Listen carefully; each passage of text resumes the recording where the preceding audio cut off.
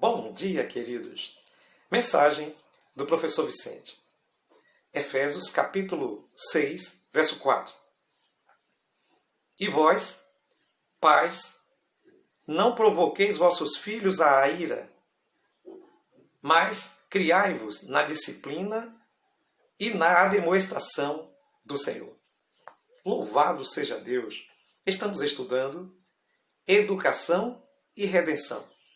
O tema desta semana, a família.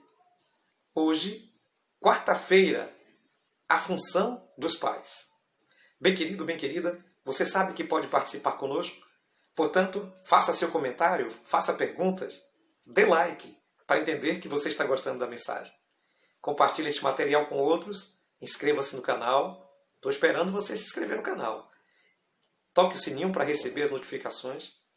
E, querido, querida, não se esqueça, ore por esse canal para que Deus te abençoe ricamente.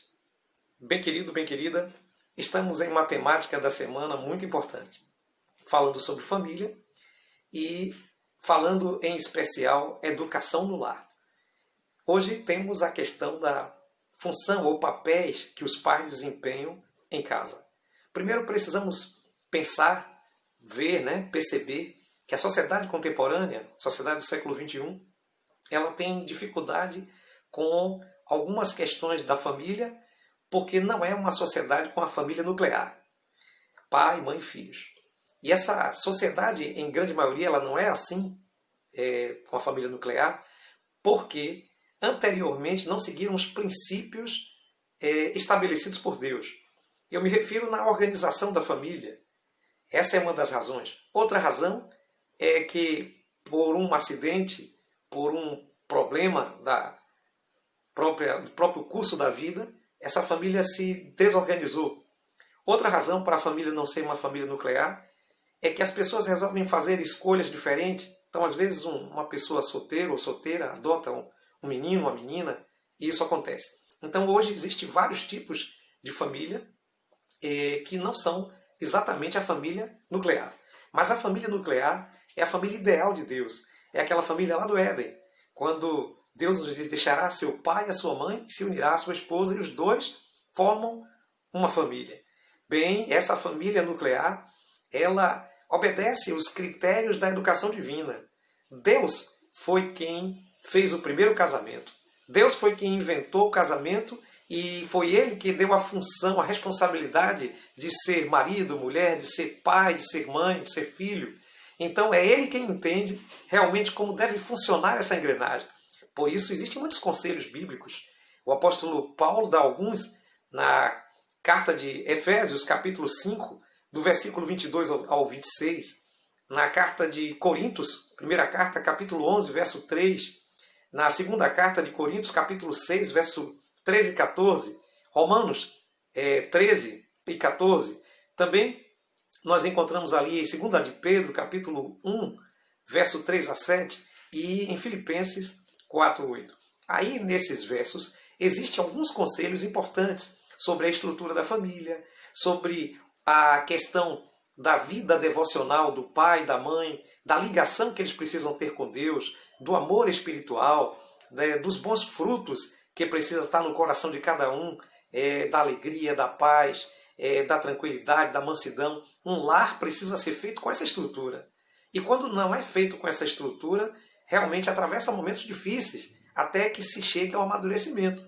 Portanto, as coisas precisam ser bem começadas, para que possa, então, desenvolver de forma harmônica e de forma equilibrada.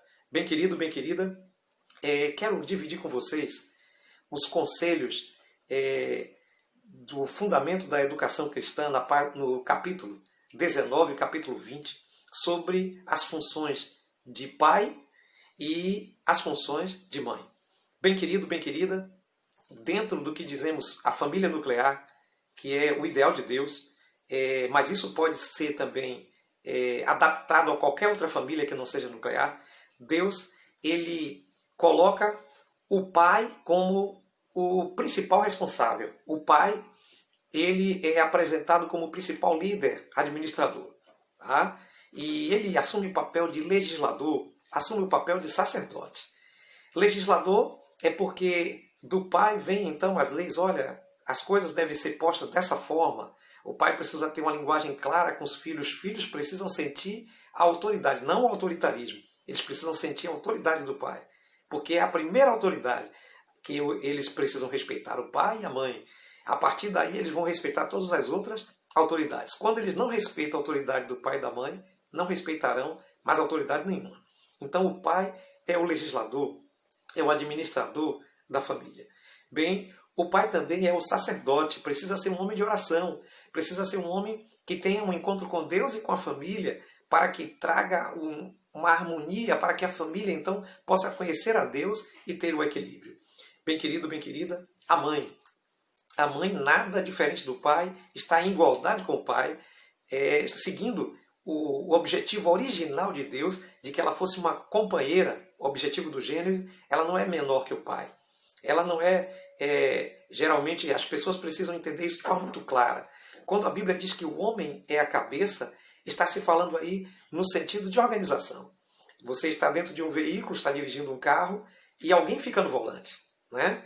Não significa dizer que aquele que é o carona não possa dizer, olha, melhor caminho é esse de cá. Olha, eu conheço o caminho por isso, por aquilo. Não significa que aquele que está no volante, não vai escutar o conselho do carona, tá? Então o pai ocupa o papel daquele que está no volante. Mas vez por outra, o volante também é passado para a mãe. E eles ocupam um papel de igualdade em termos de autoridade. Isso precisa ficar muito claro. Mas ele é o cabeça, porque essa foi uma orientação divina. Bem querido, bem querida, outra coisa que precisamos entender sobre a mãe. A mãe, ela assume o papel principal de educadora, porque ela é quem está mais próximo dos filhos, desde o período da maternidade até lactação e o desenvolvimento da criança. A mãe, ela está muito mais próxima, então ela consegue conferir a questão educativa com mais facilidade. Ela consegue ser mais ouvida porque ela fala ao coração. Bem querido, bem querida, então ela é a educadora principal da família. A mãe também, ela é a mediadora, aquela que faz a harmonia entre pai e filhos, entre irmãos e irmãs. Ela é a mediadora dos conflitos. É muito importante o papel da mãe. Mas ela também é a intercessora, é a mulher de oração, é aquela que está na família buscando a Deus para que a família possa ser um sucesso nas mãos de Deus. Bem querido, bem querida, é importante também que a gente saliente o papel da liderança. Precisamos pensar em uma liderança de forma equilibrada. Bem, aquilo que os pais são, produzem nos filhos o resultado. O que eu quero dizer com isso?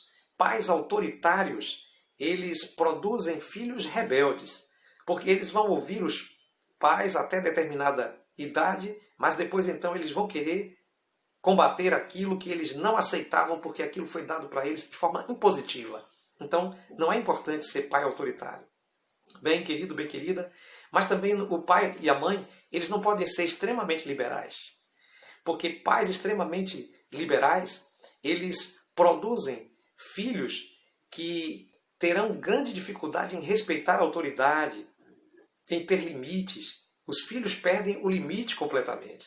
Então, os pais precisam ter uma dosagem de equilíbrio nessa questão. Não pode ser autoritário, nem pode ser extremamente liberal.